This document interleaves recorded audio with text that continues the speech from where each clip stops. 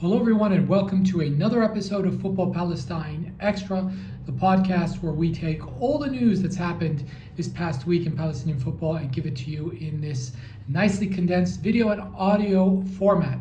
This is the first episode of 2026, so welcome to the new year.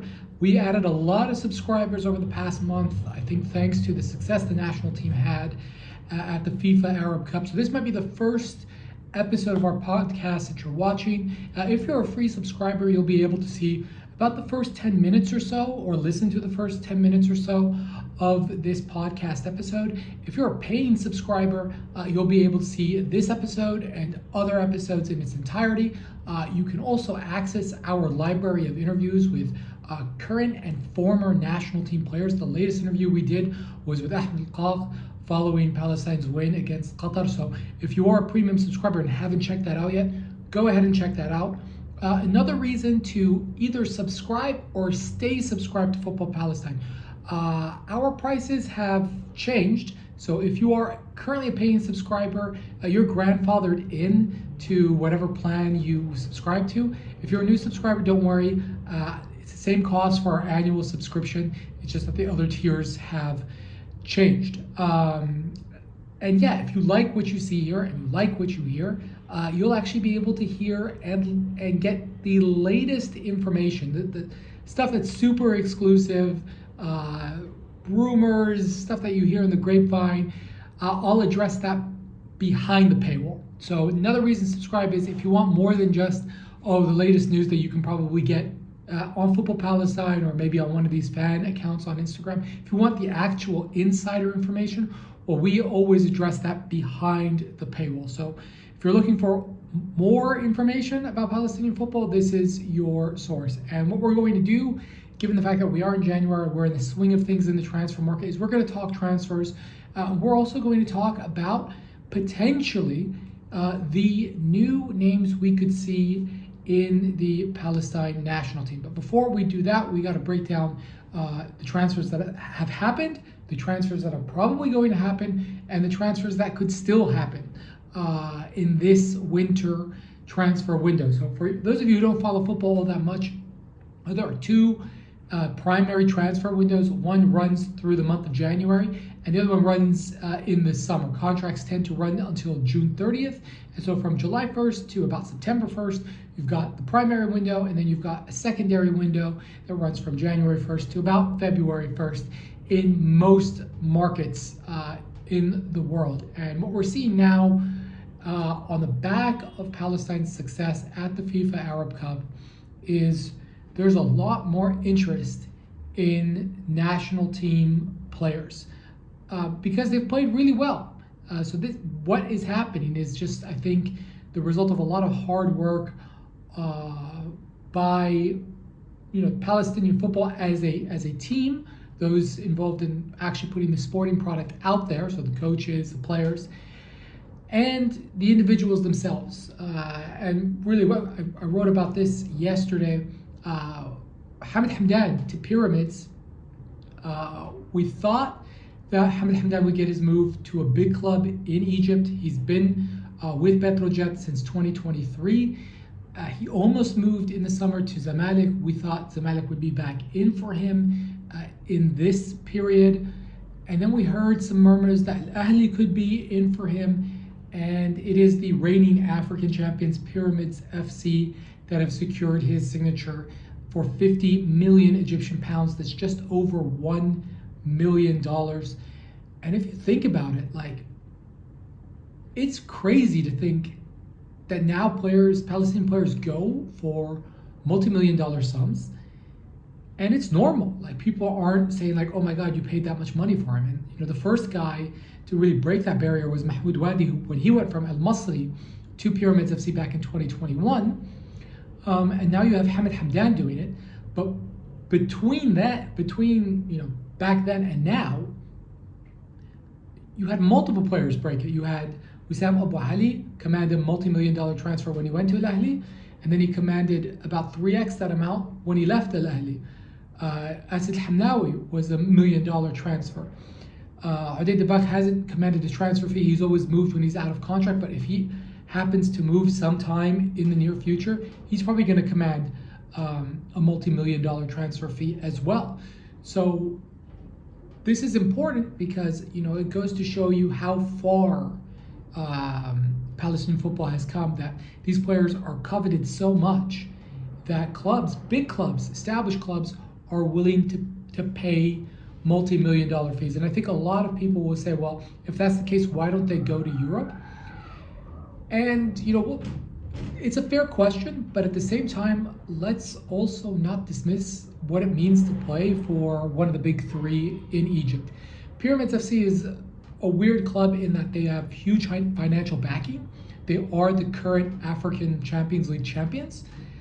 But, you know, it used to be known as Al Asyuti Sport.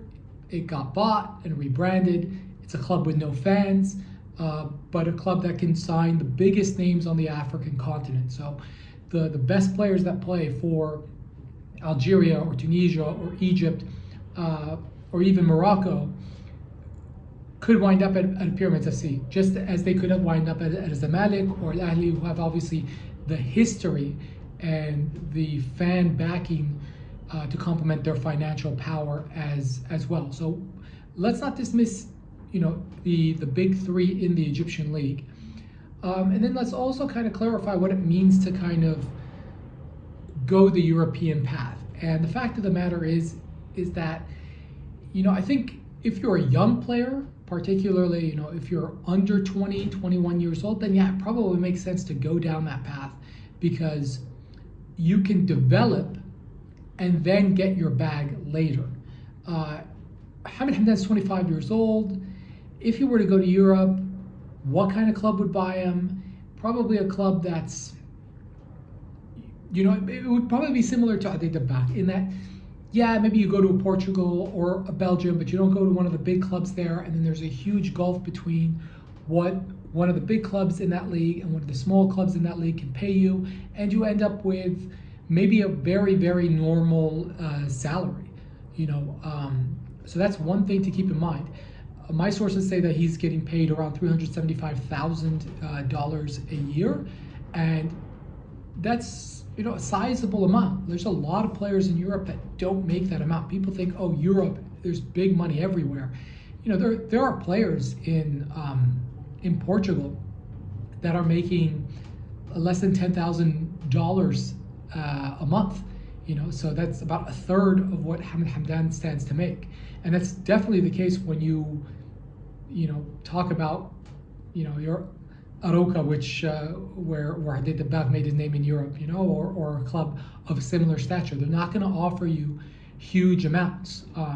Even if you think about bigger clubs, well-known clubs, there's a reason why a guy like Yassine Bono, who was playing in Sevilla, left and went to Saudi Arabia and is not going to leave Saudi Arabia, and it's because he was like barely making €1 million a year with Sevilla, which, okay, is a good amount, and now I think he's making upwards of 10 or even 12 a year. So very few clubs that could actually pay him that wage, probably just the Premier League clubs. And this is the same sort of economic calculus that these players are also taking in that.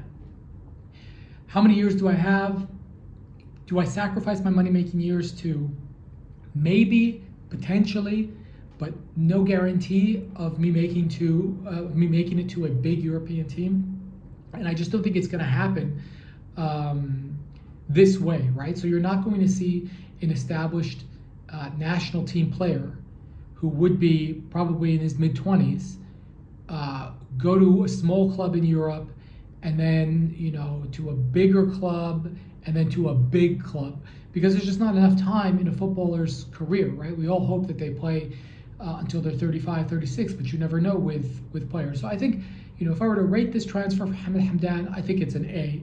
It's an A because he knows the Egyptian league very, very well. This was his second full season in the Premier League, his third season overall in the Egyptian Premier League, so he knows it. He's an established player. He was widely regarded as maybe the best Premier League player not playing for one of the big three clubs. And now he'll go to Pyramids, and I think he'll be a really good fit there.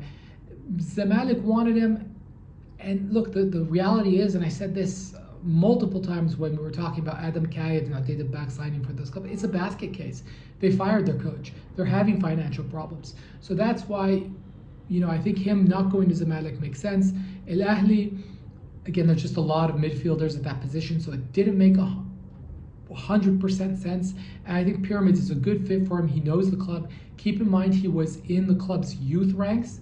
So he's got, I think, a point to prove that they shouldn't have let him walk and that he can cut it. And I think, he's walking in there in form, was maybe the best player for Palestine at the Arab Cup. And he knows the league. So I think it's, if I were to rate it, A, B, C, D, or F, I think that's an A for the player. And I think he will succeed on top of, having a nice salary to take home. Other news in the transfer market, Adel Kharoub, he's back in Malaysia. I think we might have spoken about this in previous episodes in that he was being frozen out at Al Ahly Benghazi, although he had another year left on his contract. They just didn't want him. I think this is a good transfer in that I think, the established Palestinian players, the guys who play for the national team, they should really leave Libya because, it's not a stable league. There's a lot of money. You can, get a nice salary for yourself. But, you never know when the league is going to start. You never know when the playoff phase is going to start that determines the champion. The country itself is not tremendously stable, so something could happen that could cause the stoppage of the league. They've got a big project going on with their national team, so if Aliou Cissé says, hey, please stop the league, I want all my players because I need to do a camp, they'll stop it and they'll do that camp. So I just don't think it's the best destination for a guy like Adel Kharoub or Mahmoud Abu Warda, who's still in Libya, for example. It's not the best for them. I can understand they go there because you are trying to secure a good salary for yourself. But I think Adel Kharoub leaving and going to Malaysia is also a good fit because he knows the league. He was with Kelantan before he went to Al Ahly Benghazi. And he showed that he could be one of the best midfielders in that league. So it's a short-term move. It's only until the end of the summer. But I like it for him in that at least he'll be playing. Look, Kharoub did not play a whole lot. He was a bit part player, came off the bench for us at the Arab Cup, and that was, I think, in stark contrast to what he did in qualifying, where he was one of the unsung heroes. Stepping up, scoring key goals, contributing key assists at key moments during our qualifying campaign. All of a sudden he saw himself down the pecking order. Hamid Hamdan was starting, Hamid Sawalta started ahead of him. They would play Hamid Mahajna ahead of him as well. So, I think if he wants to kind of stay in the mix, and I still think he's well within the mix to be part of the Asian Cup squad next year, which begins, by the way, in 363 days from now. I think he can do that as long as he's playing consistently. And one of the things was, in the lead up to the Arab Cup, the start of the Libyan league got delayed, so he wasn't playing as consistently. And you had Hamid Hamdan, who was on fire. And Hamid Sawalta was also playing consistently for Sultan. That's why Hamid Sawalta got a ton of minutes. And then if Palestine ever wanted to kind of go a little bit more defensive, well, there's no true number 6. So you play the center back, you play Hamid Mahajna as the number 6. So he was really competing as one of the more offensive double pivots, kind of like a double 8 that you play with Hamid Hamdan. And a guy like Hamid Sawalta, he was competing with Hamid Sawalta. Now, just imagine if he has then to compete against Atat Jaber, against Augustin Mansour, and a handful of other players that are coming through the pipeline. Not the best. So I like this move for him. I think it's a solid move. I'd rate it about a B. I think a B if he sticks around, maybe kind of like a C if it's only until the end of May. Again, he needs to find a club where he's playing consistently.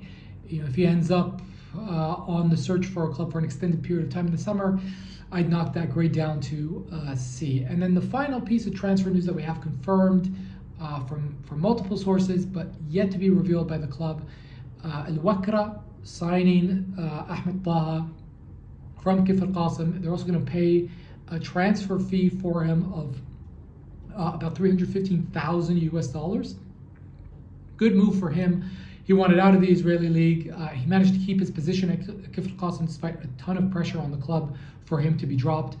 But I think it's just going to be better for him to be out of that really negative environment. And let's face it, the Qatari first league is a lot better than the Israeli second league. That's just a fact. So he'll be able to test himself against really, really good attacking players, and I think improve as well. Keep in mind, he's still a young player. He's born in 2002, so he's only 23 years old. And so that's all we have for confirmed transfer news. Now, in the world of kind of transfer rumor, there's a lot. Hamid Salafta seems to be on his way to Al Masri. There's also talk of Wajdi Nabhan going to Raja Casablanca. Might check out because Raja Casablanca seems to have had their eye on the FIFA Arab Cup. They signed Sharara, the Jordanian player, which is a bit of a random transfer. I don't think there's ever been a Jordanian player in the Moroccan league before. There has been a Palestinian player though. So it would sort of make sense. And Wajdi Nabhan has done well with the Wahdat. He's, and I think he's had maybe his best period as a professional these past 6 months, contributing for Al Wahdat on the attacking front, and also becoming, an established starter even, I might say. Like he displaced Ahmed Taha as a left back. He's got this X factor about him going forward. He's got a real sweet left foot.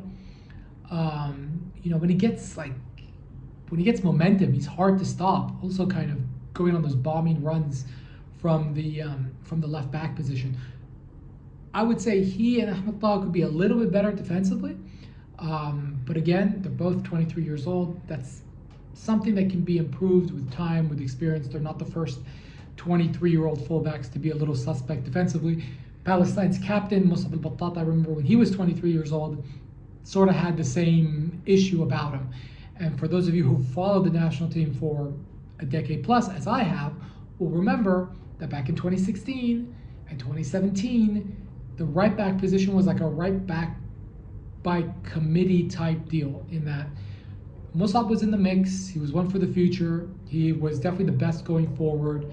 But then, if you wanted a more solid defensive option, there was Alexis Norambuena, there was also Yaka Hbeshu who would play there. So again, I think our left back position is going to be kind of by committee.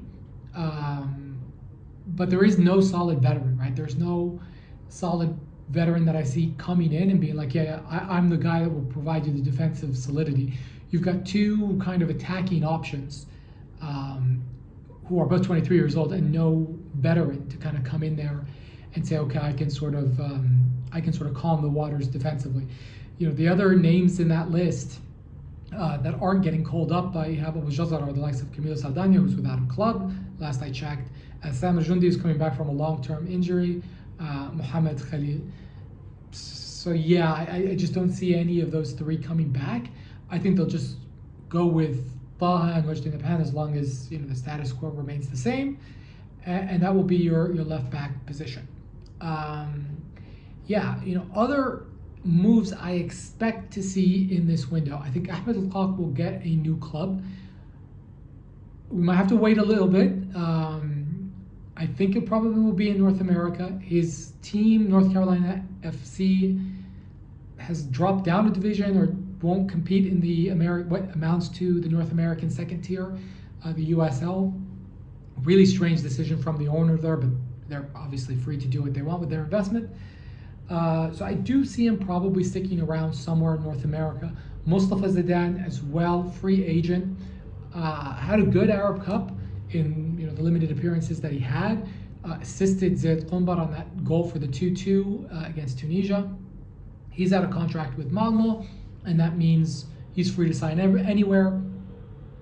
What we've heard is that he is likely to sign in Qatar al-Qadsiya. We've also heard Al-Ahli of Egypt. I think these are still rumors, but let's see how it all unfolds. We still have just about 3 weeks left in this transfer window. And then other than that, I would say that the big fish, the domino we're all waiting to fall, is where does Rami Hamadi stand? And where does he go? Because right now he's without a club. He was the best goalkeeper at the FIFA Arab Cup. You'd expect him to find a club. But yeah, it's always tricky with goalkeepers. I would have expected him to have a club even before the FIFA Arab Cup started. It's a really weird situation that he's in. But I would expect that the situation will be resolved before the transfer window closes shut. So keep an eye on that one. And then obviously we will keep you updated as we get the news here. So that's all we have for transfers. Now let's kind of shift gears a little bit, not talk about transfers, talk about some of the new names we can expect to see in the national team going forward. And I think anybody who watched the FIFA Arab Cup realizes that there is a certain profile of player that Palestine is missing. And that profile of player is the guy that plays out wide, that's fast, that's tricky, that loves taking players one-on-one, that loves to counter when there's a numerical advantage. And I think a big reason why Palestine couldn't go further in the quarterfinals is they lack that profile player.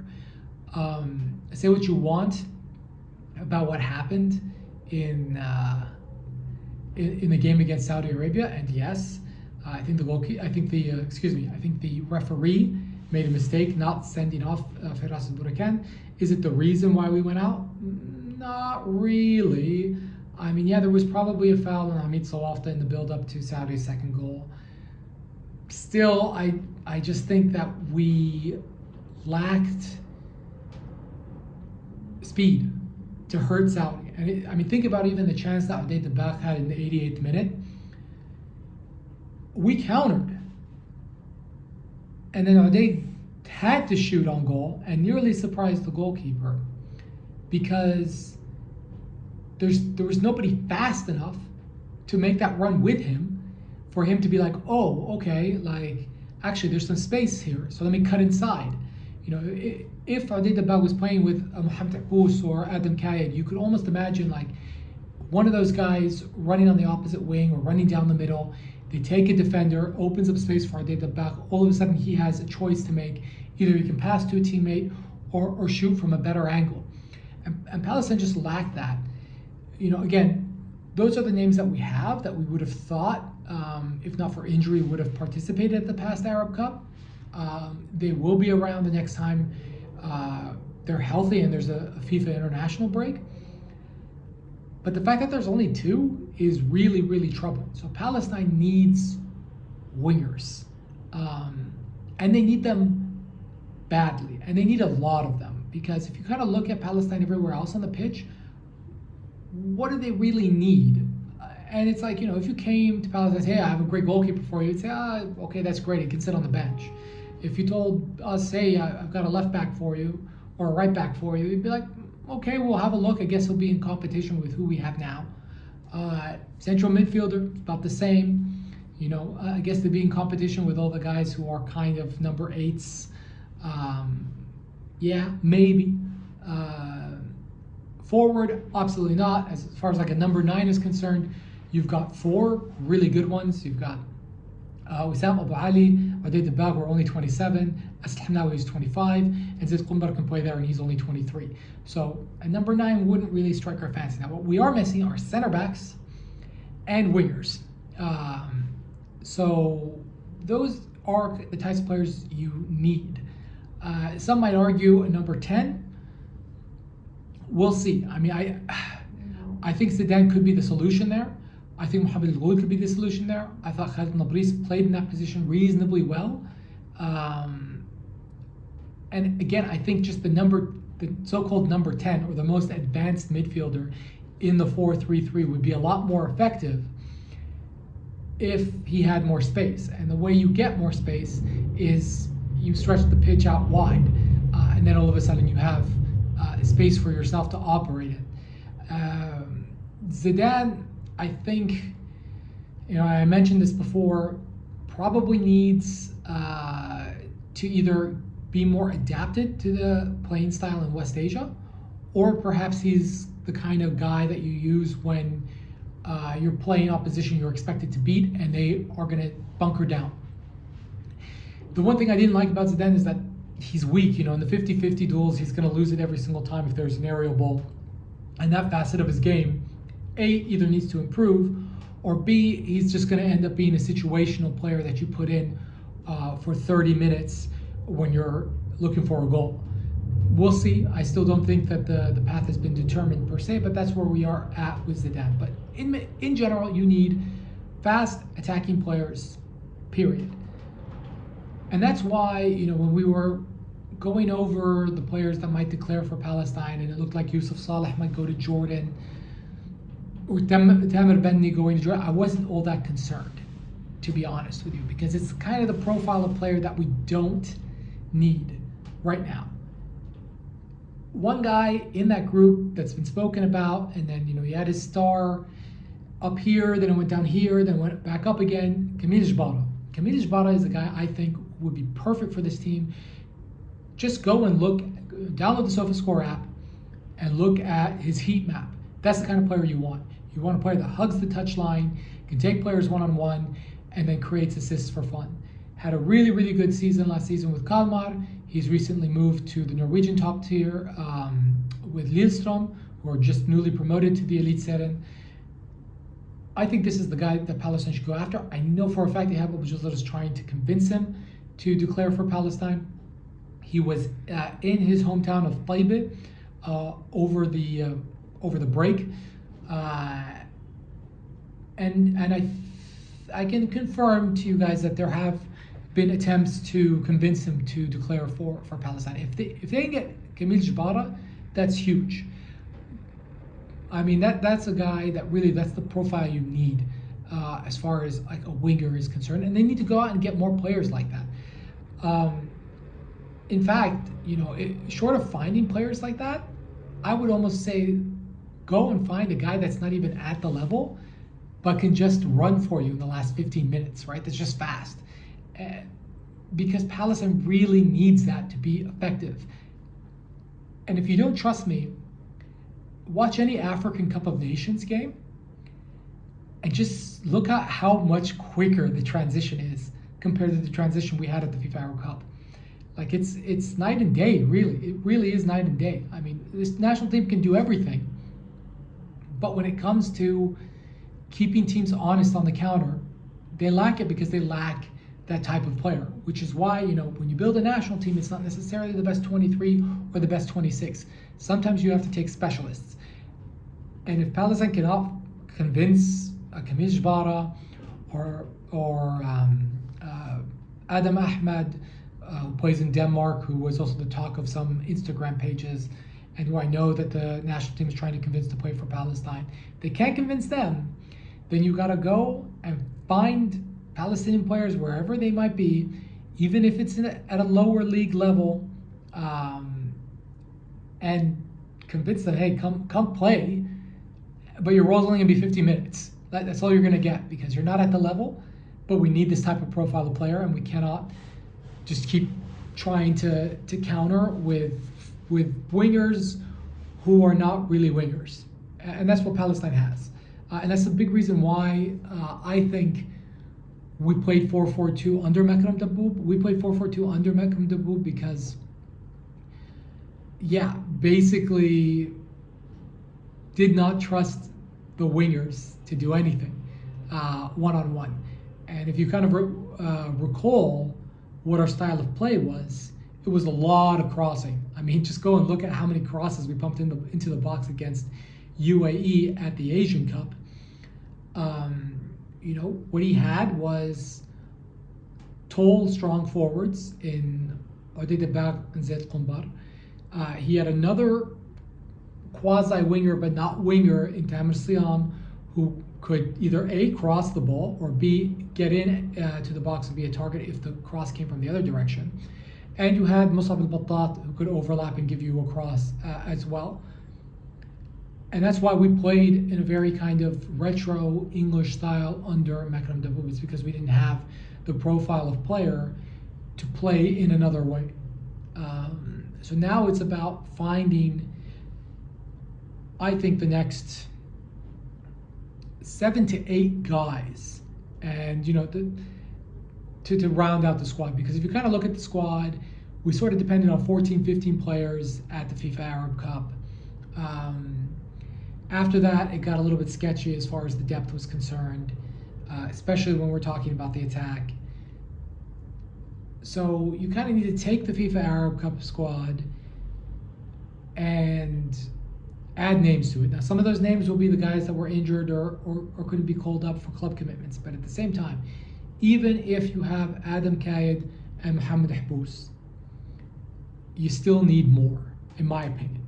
You still need more attacking options that can play out wide and not score a goal, because goal scorers we have create the chance, either centrally or out wide. And I think if we can find guys who can play out wide, then we have the options centrally to be effective. Keep in mind also, Atal Jabir will come back from injury, and he could be effective playing as the most advanced midfielder in a 4-3-3. He's done that before with Neftchi Baku, and I think he could do it with the national team again.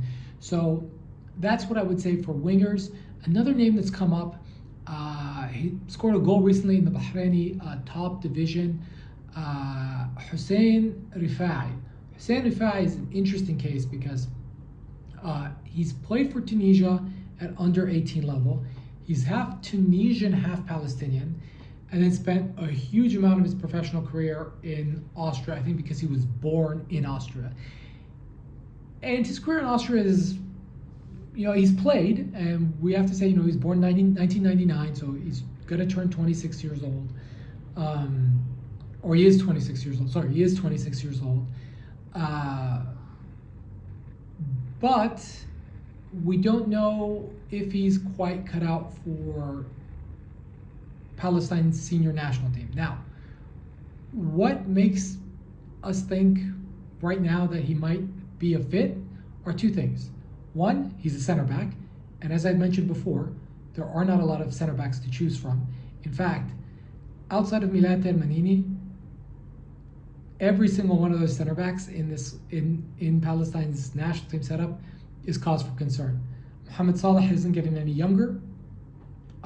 He always has a mistake in him, and so it's like a ticking time bomb. Sometimes it works and you're fine, and then other times it just explodes and it's not so good. Great at the Arab Cup, yes, but then he gave up a penalty against Saudi Arabia that was a little bit needless. That's life with Mohamed Salah.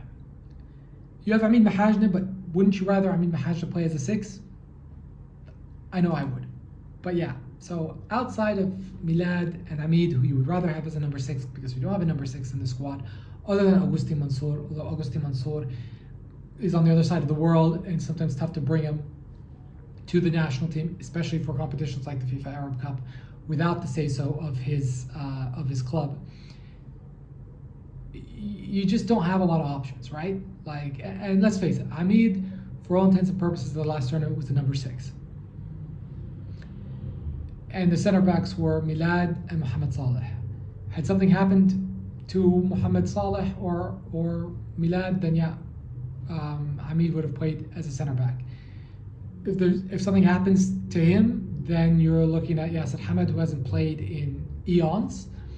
And then Khalid Abu Heja, who plays in the 4th division in Germany and is 20 years old. So just not a lot of options there. Hussein Rifai is also left-footed, and having a left footer would be huge because the established center backs in the pool, whether it's Mahajna, whether it's Yasser Hamad, whether it's Milad Termanini, Mohamed Salah, whomever the name is that it's actually played extensively for the national team, it's not a left footer. So to have a guy like Hussein Rifai come in and be a left footer could be huge for the national team. Just because if you kind of look at the options you get in the build-up when you have a left-footed center back playing on the left. You can hit that switching ball to the right, and then it could cause all sorts of problems for the opposition when you build up that way. Everything I've seen from him shows me that this is a player that is a good player, that he has the basics, the fundamentals right, and it seems like he's doing well in Bahrain. Keep in mind, that's his first season in Bahrain in a top division, right? Because he was playing in the lower leagues in Austria. So I think it could be an option. Again, the name of the game here really is for Palestine to find names to round out the squad, and finding a left-footed center back would be really, really big for the national team. That's for sure. So I think we've covered all our bases, and we'll probably leave that there for now. I'm tracking all the transfer news as it comes in, so stay tuned. Next week we'll update you on transfer news and more happenings. If I can reveal more about players declaring for Palestine, whether it's Hussein Al-Rifai, whether it's Kamil Jabata, or whomever else, we'll let you know. If you made it to the end of the video, you're a premium subscriber, so thank you for your help. Obviously, without your help, Football Palestine wouldn't exist. So if you like what you see here, spread the word and tell your friends to subscribe to Football Palestine as well. Thanks for watching, and I'll see you in the next one.